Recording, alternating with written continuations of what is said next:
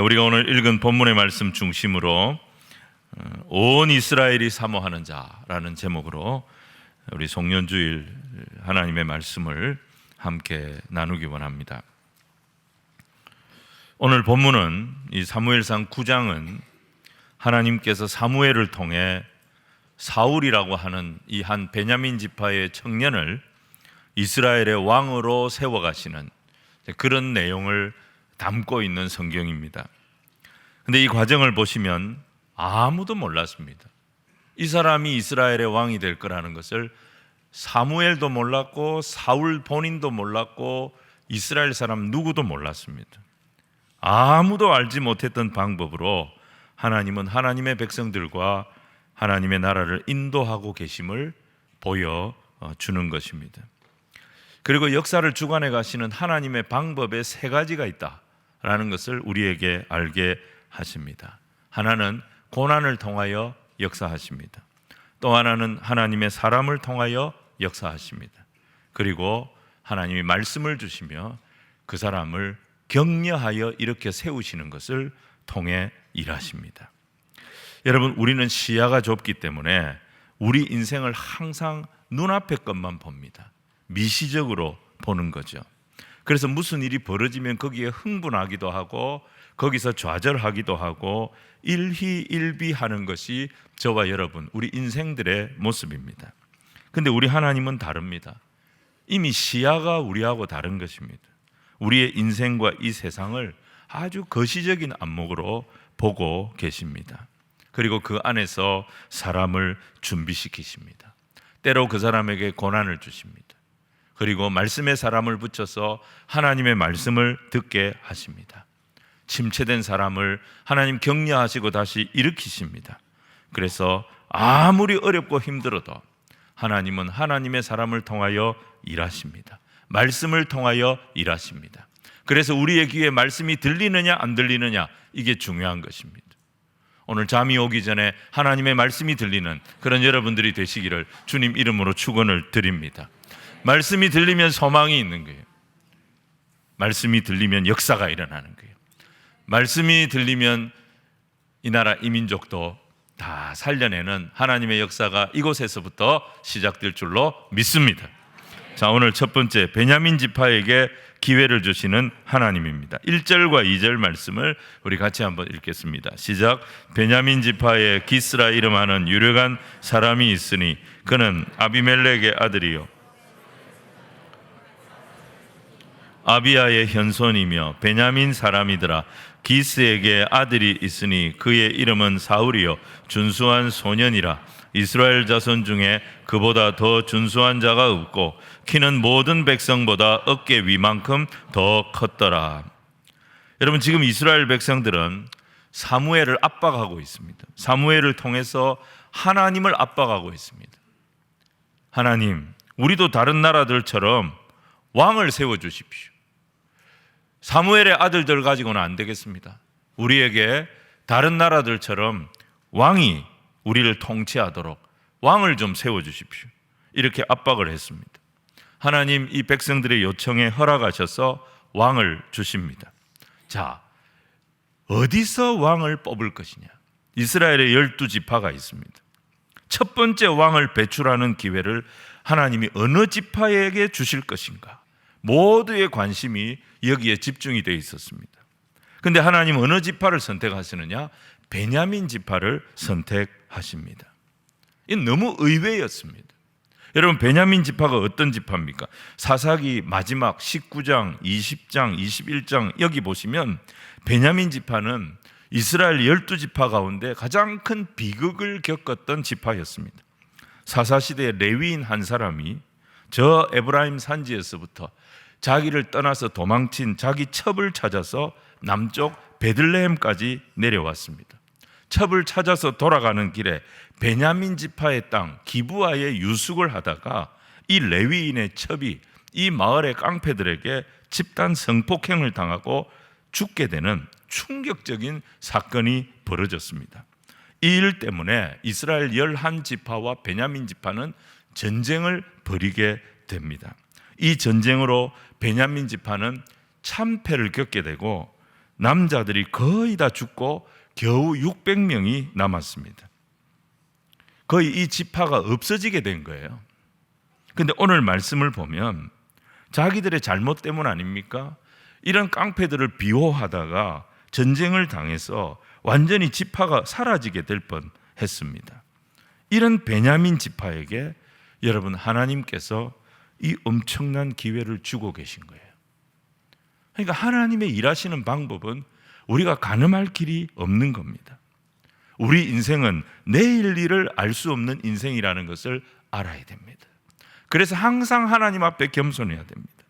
함부로 자기 인생을 판단해서도 안 됩니다. 남의 인생을 평가해서도 안 됩니다.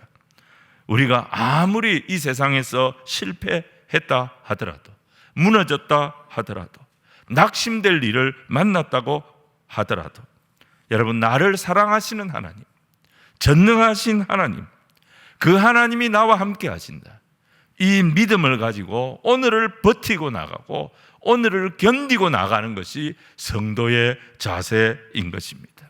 우리가 믿음을 가지고 버티고 믿음을 가지고 견디고 나가다 보면 하나님이 언제, 어떤 방법으로, 어떤 때에, 어떤 기회를 주실지 알 수 없는 것입니다. 그래서 인생은 결국 내게 찾아온 어려움, 이 어려움을 내가 어떻게 다룰 것이냐, 내가 이 어려움을 어떻게 대할 것이냐, 여기에서 결판이 난다는 사실을 알아야 합니다. 그 어려움 앞에 주눅들고 낙심하고 원망하고 불평하고 그러면 끝나는 거예요. 어려움이 와도 하나님이 살아계시고 하나님이 나와 동행하시고 하나님이 나를 붙잡고 계신다, 이 믿음을 가지고 버티고 나가고 견디고 나아가면 반드시 그 뒤에 하나님이 주시는 기회를 다시 붙잡을 수 있는 주의 백성들의 삶이 열릴 수 있다는 것입니다. 여러분, 베냐민 지파의 기회는 기스의 아들 사울을 통해 찾아오는 것을 보게 됩니다. 자, 오늘 성경에 이 사울을 소개하는데요, 그는 준수한 청년이었다 그랬습니다. 너무 잘생겼어요. 어느 정도였느냐, 이스라엘 자손 중에 그보다 더 준수한 자가 없다, 성경이 이 정도 얘기했습니다. 얼마나 잘생겼는지 모릅니다. 또 이 친구는 키가 컸습니다. 다른 사람들하고 서 있으면 모든 백성보다 어깨 위만큼 더 있었다 그랬어요. 다른 사람들 머리가 자기 어깨에 오는 거예요. 딱 보면 사람이 잘생겼죠, 키가 크죠. 이런 사람이 얼마나 인기가 있겠습니까? 여러분, 남의 집 아들이니까 별로 관심이 없는 것 같은데, 자기 아들이 이런 사람이 있으면 얼마나 어깨에 힘이 들어가고 자랑스럽겠어요. 그런데 이 사울을 보면요, 이 사무엘서에 이어지는 말씀을 계속 보면 사울은 또 보면 굉장히 인간적인 사람이었어요. 이 사람은 정도 많았고 또 의리도 있고 그런 사람이었어요. 모든 것을 인간적인 어떤 기준을 가지고 판단하고 하는 사람이었어요. 이 사울에게 이게 장점이면서 약점이었어요. 따뜻한 사람이었고 의리도 있는 사람이었지만 항상 사람 중심으로 생각했습니다. 사람들이 나를 뭐라고 말할까? 사람들의 인정, 사람들의 인기, 자기 체면, 자기 자존심, 이런 것이 항상 중요한 사람이었어요. 여러분, 이게 나쁜 것은 아닙니다. 근데 이게 중심이 되다 보면 사람은 인간관계에 매이게 되는 것입니다. 사울이 인간관계에 매이다 보니까 그가 하나님의 뜻을 향해 바르게 나가지를 못하게 됩니다. 결국 하나님이 그에게 엄청난 기회를 주셨고 베냐민 지파와 그의 집안에 엄청난 기회를 주셨는데 이 기회를 못 살리는 사람이 되었던 것입니다. 거기에 비해서 다윗은 어떻습니까? 다윗은 사실 집안에서도 인정을 받지 못한 막내 아들이었습니다. 외모도 그렇게 뛰어난 아들이 아니었습니다. 하지만 그는 철저하게 사람 중심이 아니라 말씀 중심이었고 하나님 중심이었습니다. 오히려 사람들과는 관계가 별로였어요. 그런데 그랬기 때문에 다윗은 끝까지 하나님을 의지했고 하나님의 복, 하나님의 도우심을 경험하는 사람이 되었던 것입니다. 우리 생각에는 인간적인 사람이 훨씬 따뜻하고 유연하고 괜찮을 것 같은데 인간관계에 기초한 사람은 한계가 있어요. 그게 뭐냐? 인간의 부패한 본성을 못 이기는 것입니다. 결국 변질이 됩니다. 이게 안타까운 거죠. 여러분 시편을 보십시오. 다윗의 시들이 어떤 시들입니까? 사람에게 당하는 고난을 하나님 앞에 토로하는 시들이 대부분입니다. 다윗이 왜 이렇게 사람들에게 고난을 당했을까요? 그는 인간 중심이 아니었습니다. 그래서 사람들에게 항상 거짓식하다, 잘난 체 한다, 이렇게 막 비아냥거리는 소리를 들었고 오만 얘기를 다 들었습니다. 오만 공격을 다 당했습니다. 하지만 결국 하나님은 이 다윗을 버리지 아니하셨고 이 다윗을 사용하셨습니다. 그는 주의 전에 거하는 것을 기뻐하는 사람이었어요. 날마다 기도하고 찬송하는 것을 즐거워하는 사람이었기 때문에 사람들과 어울리기보다 하나님 앞에 있는 시간을 즐거워했기 때문에 그는 덜 부패한 사람이 될 수가 있었고 끝까지 하나님께 충성하는 사람이 될 수가 있었던 것입니다. 여러분 신약의 사도 바울을 보십시오. 똑같습니다. 골로새서 3장 23절에 무슨 일을 하든지 마음을 다하여 죽게 하듯 하고 사람에게 하듯 하지 말라 이렇게 말했습니다. 비슷하게 데살로니가전서 2장 4절에도 이렇게 말합니다. 오직 하나님께 옳게 여기심을 입어 복음을 위탁받았으니 우리가 이와 같이 말함은 사람을 기쁘게 하려 함이 아니요 오직 우리 마음을 감찰하시는 하나님을 기쁘시게 하려 함이라. 중심이 어디에 있는 사람이냐? 사람에게 있는 사람이 아니고 하나님께 있는 사람이 사도 바울이었다는 것입니다. 그는 서신서에서 매번 강조하는 단어가 있습니다. 그게 뭐냐? 주 안에서라는 단어입니다. 주 안에서 남편에게 복종하십시오. 주 안에서 아내를 사랑하십시오. 주 안에서 자녀를 양육하십시오. 주 안에서 맡은 직분에 충성하십시오. 주 안에서 믿음으로 서로 교제하십시오. 왜 이렇게 주 안에서를 사도 바울이 강조한 것일까요? 주 안에서 하는 것이 아니면 사람이 중심이 되게 돼 있고 사람이 중심이 되면 그때는 좋은 것 같지만 그 관계는 결국 부패하게 되어져 있고 그 관계가 틀어지게 되어지면 사람과 사람의 만남이 지옥이 된다는 것입니다. 교회도 여러분 마찬가지입니다. 사람이 모인 곳이기 때문에 우리는 항상 조심해야 됩니다. 항상 주 안에서 죽게 하듯 사람이 중심이 아니라 하나님의 말씀이 중심이고 하나님과의 관계가 중심이고 그렇게 나가지 않으면 우리는 다 부패한 본성을 가진 인간들이에요. 사람 냄새가 나게 돼 있어요. 네 편 내 편으로 가르게 돼 있어요. 그러면 우리는 변질이 되는 거예요. 그러면 우리는 은혜가 없는 백성이 되는 것입니다. 자, 오늘 두 번째는 사울 집안에 찾아온 어려움입니다. 하나님은 사울을 왕으로 세우십니다. 근데 왕으로 세우시기 전에 그를 불러내십니다. 하나님 앞으로 불러내십니다. 사울을 하나님께서 불러내시는 방법이 뭐였느냐? 그의 집안에 고난을 주셨어요.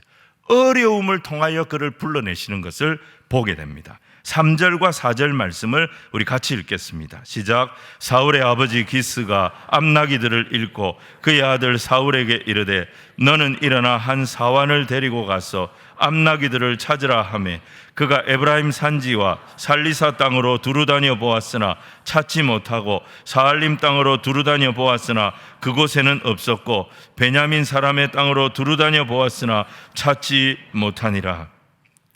암나기들을 잃어버렸습니다. 집안에 큰 재산상의 손실이 일어났습니다.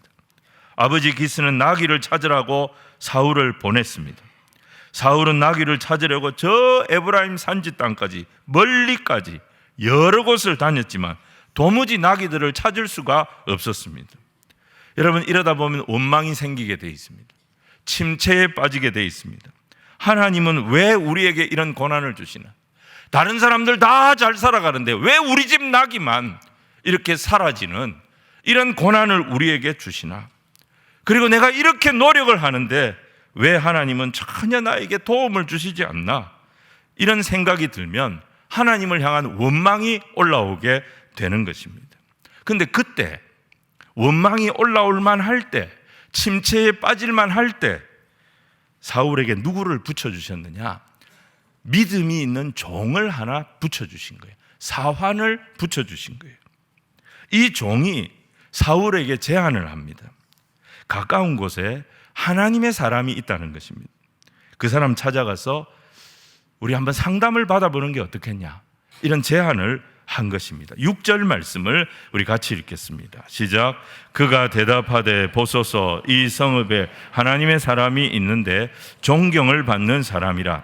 그가 말한 것은 반드시 다 응하나니 그리로 가사이다. 그가 혹 우리가 갈 길을 가르쳐 줄까 하나이다 하는지라. 우리 힘으로 안 되지 않습니까?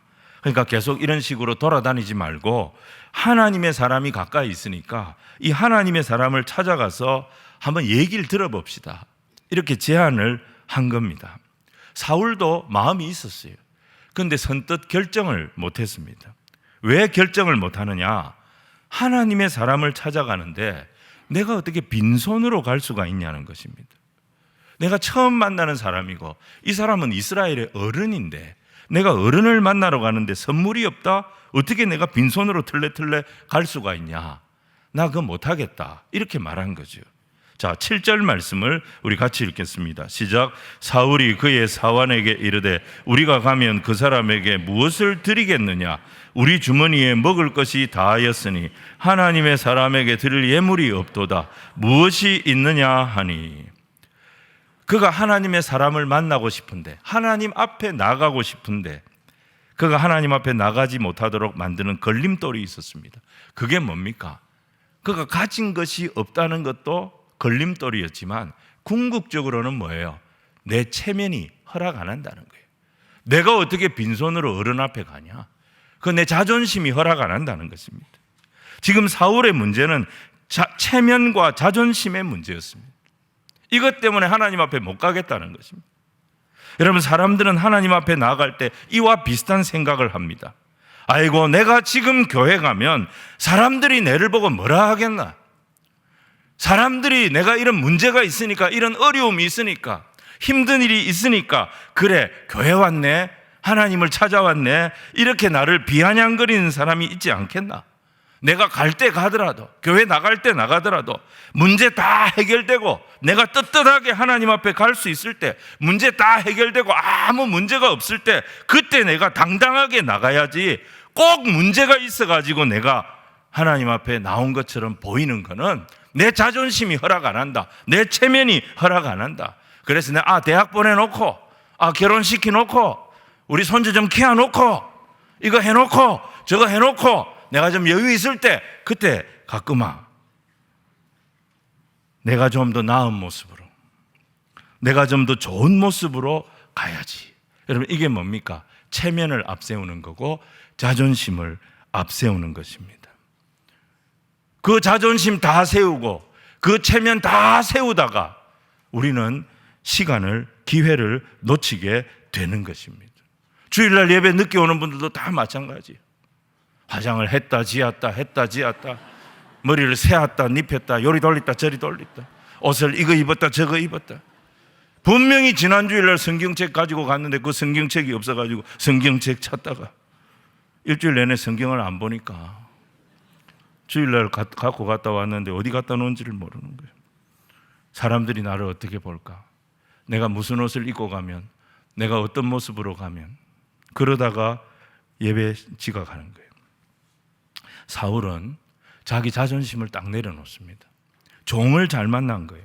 지혜로운 종을 만나서 이 종이 사울의 자존심을 또 도와주는 거예요. 그래서 자기 자존심 끊고 하나님의 사람을 찾아갑니다. 하나님의 사람을 찾아가면서 사울은 깨닫게 됩니다. 하나님께서 나를 향한 엄청난 계획을 가지고 있다는 사실을 알게 되었던 것입니다. 자, 오늘 세 번째, 사울과 사무엘의 만남입니다. 사울이 하나님을 향해 방향을 딱 틀었을 때, 여러분 성경 보시면 그때부터 일이 풀리기 시작합니다. 11절과 12절을 같이 읽겠습니다. 시작. 그들이 성읍을 향한 비탈길로 올라가다가 물 기르러 나오는 소녀들을 만나 그들에게 묻되 성견자가 어디 있느냐 하니 그들이 대답하여 이르되 그가 당신보다 앞서갔으니 빨리 가소서. 백성이 오늘 산당에서 제사를 드리므로 그가 오늘 성읍에 들어오셨나이다. 사무엘은 우리가 아는 바대로 순회 선지자였습니다. 이스라엘 각처를 다니면서 한 군데 머물면서 하는 선지자가 아니라 순회하면서 사역을 하는 선지자였습니다. 그래서 만나기가 여간 힘든 사람이 아니었습니다. 근데 그 만나기 어려운 선지자가 오늘 마침 이 성에서 예배가 있다는 거예요. 지금 그 예배를 준비하고 있다는 거예요. 그래서 이 사람이 오늘 성에 들어왔다는 거예요. 그 만나기 힘든 사람이 오늘 마침 예배가 있고 그 예배를 준비하고 있고 그래서 이 성에 오늘 들어왔다는 거예요. 사울이 하나님을 향해 방향을 딱 틀기 시작할 때 모든 것이 풀리고 있는 것을 보게 됩니다. 여러분, 이게 우리 믿는 자들이 일을 해결하는 방법입니다. 우리의 문제, 우리의 약점이 뭐냐? 집착이에요. 때로는 내 집착을 나는 내 믿음이라고 착각을 하기도 합니다. 여러분, 우리가 알아야 할 것이 뭐냐? 내 노력도 중요합니다. 내가 애쓰는 것도 중요합니다. 하지만 우리의 노력 위에 은혜가 있어야 한다는 것을 기억하시기를 바랍니다. 모든 일은 하나님이 도와주실 때, 하나님이 긍휼히 여겨주실 때, 하나님의 은혜가 부어지기 시작할 때 풀리기 시작하는 것임을 아시기를 바랍니다. 일이 풀리지 않을 때, 그래서 계속 그 일에 집착을 하면 문제가 더 꼬이게 되는 것을 보게 될 겁니다. 집착하던 그 문제, 아무리 애를 써도 풀리지 않던 그 문제, 그거 옆에 잠깐 내려두고 하나님 앞에 나오시기를 바랍니다. 자존심 내려놓고 체면 내려놓고 하나님 앞에 나오시기를 바랍니다. 하나님을 신뢰하지 못했던 거 있으면 회개하시기를 바랍니다. 그리고 이 문제보다 크신, 나의 꾀보다 크신 하나님을 신뢰하겠습니다. 선택하고 고백할 수 있는 저와 여러분이 되어야 될 줄로 믿습니다. 우리 올해를 마무리하면서 우리가 하나님보다 더 귀하게 생각하고 하나님보다 더 집착하고 하나님보다 더 내 머리를 의지했던 그 모든 거 회개하고 내가 이제부터는 하나님을 신뢰하겠습니다. 믿음으로 결단하고 나아가기 시작할 때, 그때부터 2024년 한 해 동안 우리를 힘들게 만들었던, 막혀 있었던 모든 문제들이 풀리기 시작하는 은혜를 경험하게 될 줄로 믿습니다. 그렇지 않더라도 이 문제가 더 이상 문제로 여겨지지 않는 하나님의 놀라운 긍휼히 여기심을 경험하는 주의 백성들이 되도록 인도해 주실 것입니다. 자, 하나님은 사울을 부르실 때 중간에 사람을 끼우셨습니다. 하나님의 사람인 사무엘을 끼우셨습니다. 그 사무엘을 통해서 사울이 하나님의 계획을 듣게 하셨던 것입니다. 자, 16절 말씀을 우리 같이 한번 읽겠습니다. 시작. 내일 이맘때에 너는 그에게 기름을 부어 내 백성 이스라엘의 지도자로 삼으라. 그가 내 백성을 블레셋 사람들의 손에서 구원하리라. 내 백성의 부르짖음이 내게 상달되었으므로 내가 그들을 돌보았노라 하시더라. 지금까지 사울의 모든 관심은 잃어버린 나귀를 찾는 거였어요. 이 나귀를 찾아서 천지사방을 돌아다녔습니다. 그런데 사울이 천지사방을 돌아다녀도 자기 존재 가치, 자기 삶의 의미, 이런 것은 찾을 수가 없었습니다. 내가 왜 사는지, 나는 무엇을 하는 사람인지, 나는 어떤 인생의 목표를 가지고 살아야 할 사람인지, 그거 가르쳐주는 사람도 없었고 그걸 깨달을 길도 없었습니다. 그런데 그가 나귀, 잃어버린 나귀라고 하는 그 집착에서 빠져나와서 하나님의 사람을 찾아왔을 때 비로소 그가 무엇을 알게 됩니까? 자기 인생을 향한 하나님의 놀라운 계획을 듣게 되어졌던 것입니다. 사울은 나귀 찾다가 끝날 인생이 아니었어요. 이스라엘의 왕이 될 사람이었고 블레셋을 꺾을 사람이었고 이스라엘에 다시 부흥시대를 열어젖힐 하나님의 손에 붙들린 사람이었다는 것입니다. 자, 오늘 이 말씀을 보시면 사울도 이걸 몰랐잖아요. 전혀 몰랐던 자기 인생, 자기 인생의 미래가 이렇게 펼쳐질 거라고 사울 자신은 정말 손톱만큼도 기대하지 못했던 그런 사람이었는데 이 인생 계획을 하나님이 알려주시는데요. 하나님이 어떻게 알려주시느냐? 하나님의 사람 사무엘을 끼워가지고 이 사실을 알게 해 주셨다는 겁니다. 하나님의 사람을 사용하십니다. 말씀의 종을 사용하십니다. 여러분, 왜 이렇게 하시는가? 왜 사람을 끼우시는가? 왜 말씀의 종을 사용하셔서 사울이 하나님의 말씀을 듣게 하시는가? 두 가지 이유가 있어요. 첫 번째는 이것이 하나님이 일하시는 방식입니다. 하나님은 말씀의 사람을 통해 주의 말씀을 듣게 하십니다. 그리고 그 말씀에 순종하는 법을 배우고 그 말씀에 절제하는 법을 배우게 하십니다. 이게 훈련입니다. 하나님은 똑똑하다고 쓰는 게 아닙니다. 재주 있다고 쓰는 게 아닙니다. 돈 있다고 쓰는 게 아닙니다. 하나님 어떤 사람을 쓰시느냐? 훈련된 사람 쓰십니다. 어떻게 훈련된 사람? 하나님 앞에 겸손할 줄 아는 사람. 자기 돈을 앞세우지 않고 자기 꾀를 앞세우지 않고 자기의 능력을 앞세우지 아니하는 하나님 앞에 겸손할 줄 아는 사람에게 기회를 주십니다. 겸손의 훈련을 하나님의 말씀으로 시키시는 거고, 하나님이 쓰실 만한 사람이 될 때까지 말씀으로 그 사람을 다듬으시는 것입니다. 두 번째는 이게 하나님의 안전장치입니다. 이걸 우리는 불편해하면 안 됩니다. 니나 내나 똑같은 인간인데, 당신이나 내나 다를 바가 없는데, 차라리 내가 인생 경험도 더 많고, 차라리 내가 학교도 더 좋은 데 나왔고, 내가 가진 것도 더 많고, 근데 내가 왜 네 말을 들어야 되노? 그런 생각을 할 수 있어요. 여러분, 그렇게 하면 은혜가 사라지는 거예요. 물론 주인공은 사무엘이 아니죠. 사울이 주인공입니다. 근데 주인공도 지 마음대로 하는 게 아니라는 거예요. 이스라엘의 왕은 자기 마음대로 하는 사람이 아닙니다. 철저하게 하나님 말씀에 순종해야 되는 사람입니다. 사울이 하나님 말씀 앞에 겸손해져야, 이 말씀에 순종해야 이스라엘에 뭐가 부어집니까? 하나님의 은혜가 부어지는 것이고, 하나님의 은혜가 이스라엘에 부어져야 이스라엘이 다시 살아나는 역사가 일어나게 되기 때문입니다. 그래서 하나님은 이 안전장치를 딱 가르쳐 주신 거예요. 사울이 왕이 될 때도 스스로 왕이 되는 것이 아닙니다. 선지자 사무엘을 보내셔서 사울의 머리에 기름을 붓고, 그래서 그가 왕이 되도록 하십니다. 선지자의 기름 부음을 통해서 이스라엘의 왕 위에는 누가 계시느냐? 이 선지자를 사용하시는, 선지자를 통해 말씀을 주시는 하나님이 계신다. 말씀하시는 하나님이 계신다. 그분이 진정한 이스라엘의 왕이시다. 이걸 두려워하는 왕으로 삼으시기 위하여 이렇게 하셨던 것입니다. 자, 18절 19절 보시면 사울은요, 성 안에 들어가서 사무엘을 만나게 됩니다. 근데 이 사람이 사무엘인지 몰랐어요. 그래서 사무엘이 어디 있는지 사무엘 집 주소 좀 가르쳐 달라고 물어봤어요. 그때 사무엘이 내가 선견자라고, 자기 집으로 안내한 게 아니라 어떻게 합니까? 먼저 예배의 자리로 나가라고 안내합니다. 거기서 오늘 예배가 있을 것이고, 그리고 예배 후에 모두가 다 함께 식사를 할 것이다. 그리고 다음 날 아침에 당신 집으로 돌아가기 전에 내가 당신에게 중요한 말을 해줄 것이다. 이 모든 1박 2일간의 스케줄을, 1박 2일 동안 하나님께서 사울에게 허락하신 하나님의 계획을 다 소상하게 자세하게 알려주었던 것입니다.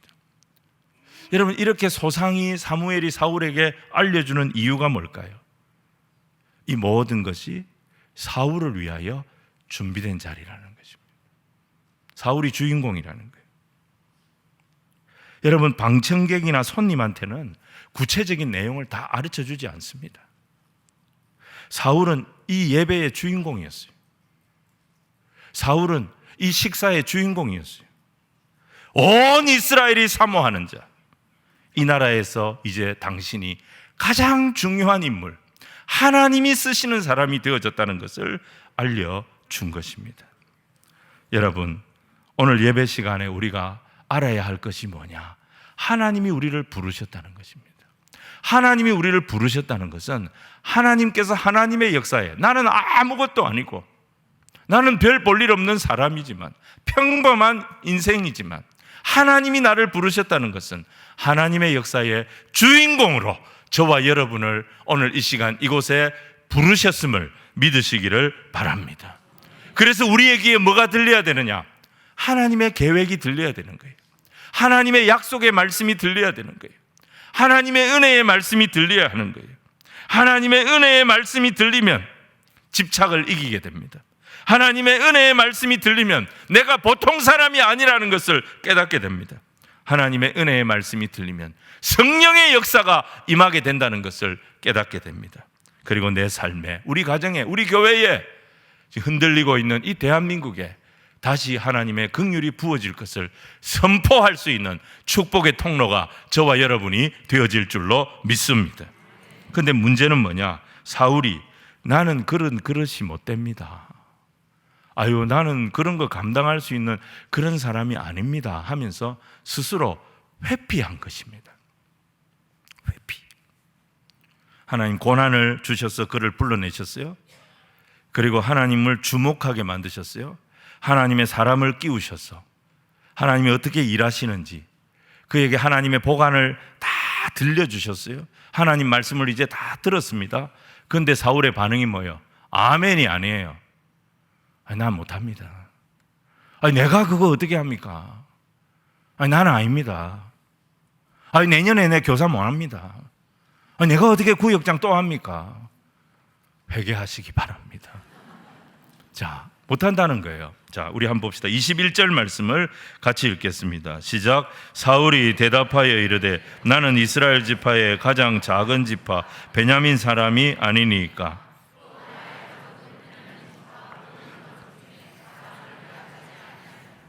당신이 어찌하여 내게 이같이 말씀하시나이까 하니. 여러분, 이건 겸손이 아닙니다. 이건 겸손이 아니에요. 이건 하나님을 못 믿는 거예요. 하나님 말씀을 듣고도 하나님 말씀을 인정하지 않는 거예요. 왜 그런가? 사울은 자존감이 낮은 사람이었어요. 열등감이 있었어요. 나중에 보시면 골리앗을 이기고 나서 사울은 왕이었어요. 다윗은 그냥 목동이었어요. 근데 이 사울이 백성들이 다윗을 향해 박수를 보내고 다윗을 향해 주목하기 시작하니까 견디지를 못합니다.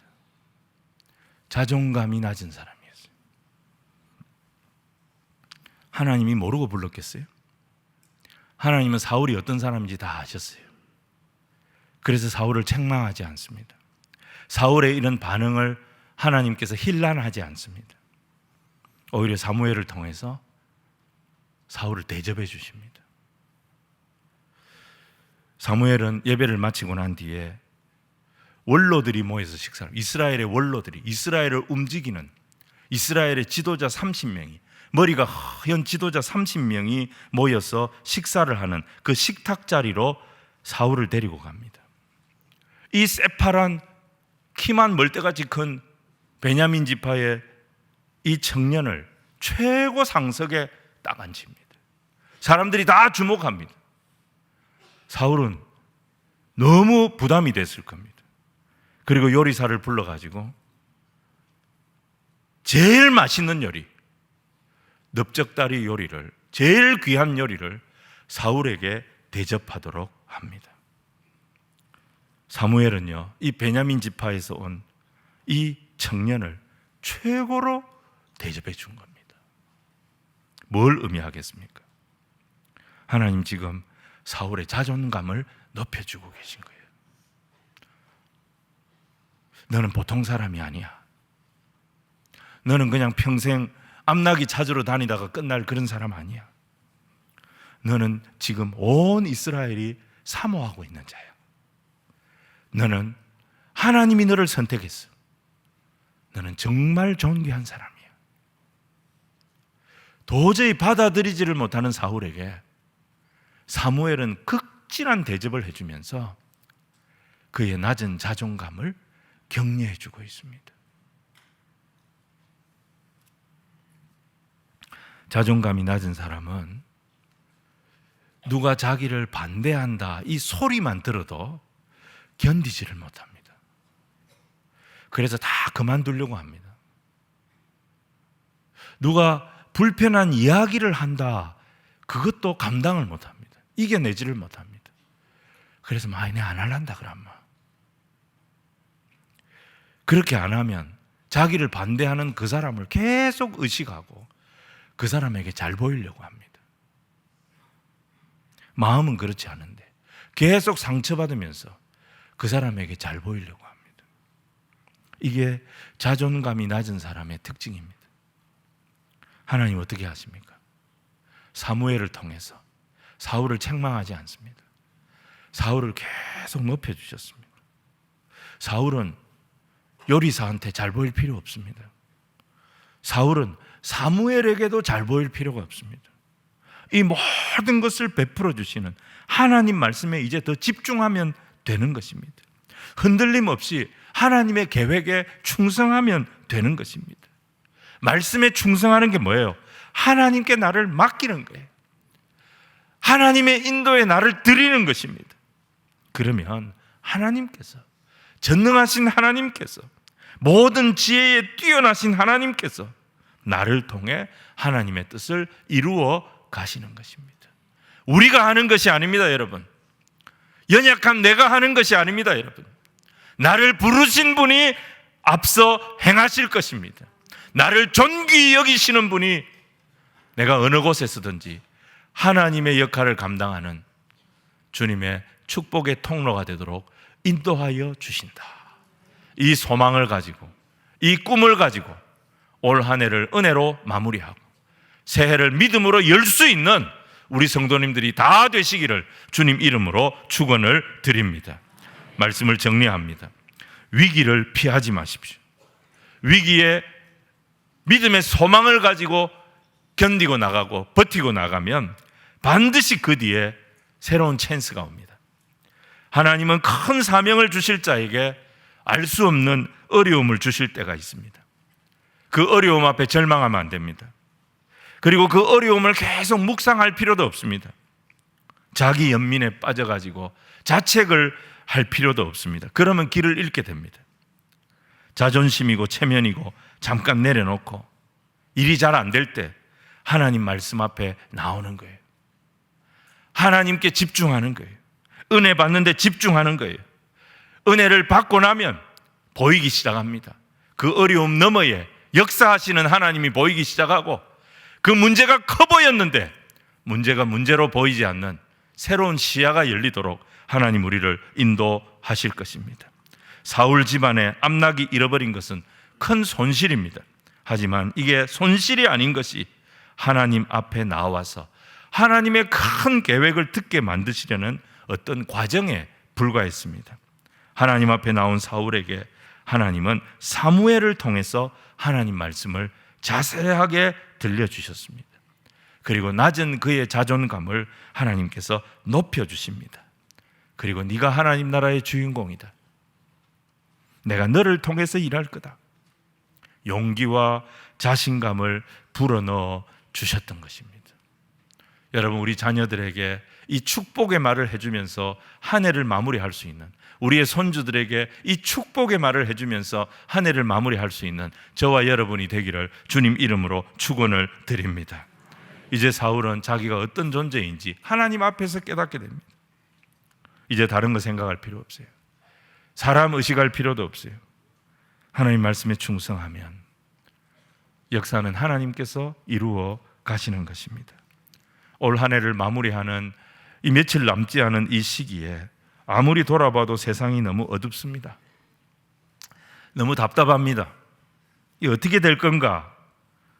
참 어떻게 보면 절망적입니다. 우리나라 밖에서 우리나라를 더 걱정하고 있습니다.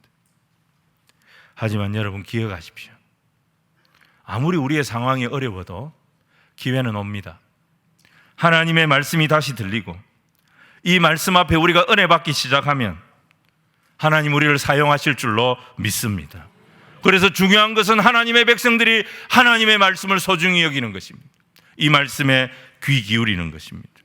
말씀이 들리는 자를 하나님은 주인공으로 사용하실 줄로 믿습니다.